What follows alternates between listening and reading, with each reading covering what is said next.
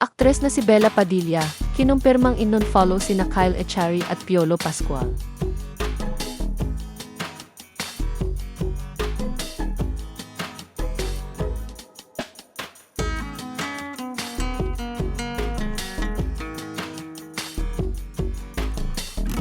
Kinumpirma ng aktres na si Bella Padilla na in-unfollow niya ang kapamilya stars na sina Kyle Echari at Piolo Pascual. Ibinahagi kasi niya sa kanyang account sa X ang post na may caption na "Just in, did Bella Padilla unfollow Kyle Echari and Piolo Pascual?" Paliwanag niya sa caption ng kanyang post, wala raw silang hidwaan dahil naglinis ilang talaga siya ng kanyang social media account. Sinabi rin ng aktres na sinabihan naman daw niya si Kyle tungkol doon. Anya, I did. I woke up one day and I was following around 7,000 people.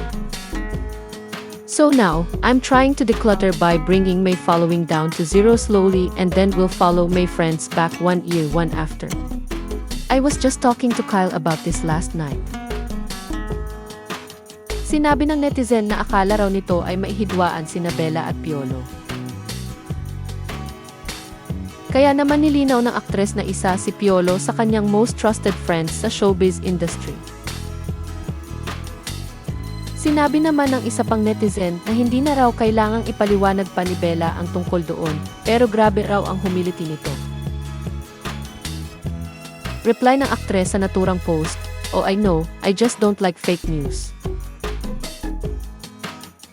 Kasunod nito ay sinabi ng isa pang netizen na nagtatanong lang naman daw ang nagpost at hindi naman daw iyon fake news dahil kinumpirma naman ni Bella ang tungkol sa pag-unfollow nito kina Kyle at Piolo. Bagamat sang-ayon si Bella sa sinabi ng netizen, sinabi ng aktres na kapag hindi niya kinumpirma at ipinaliwanag ang tungkol sa pag-unfollow kina Kyle at Piolo ay baka hahantong iyon sa pagkakaroon ng maraming espekulasyon na kalaunan ay hahantong naman sa pagpapakalat ng pekeng balita.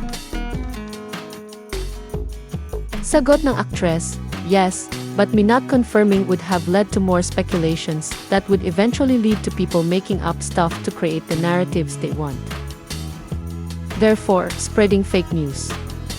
It's implied in my short answer. You just had to think a little bit more for yourself." Sa ngayon ay nasa 1,688 na ang nasa following list ni Bella Padilla sa kanyang Instagram account.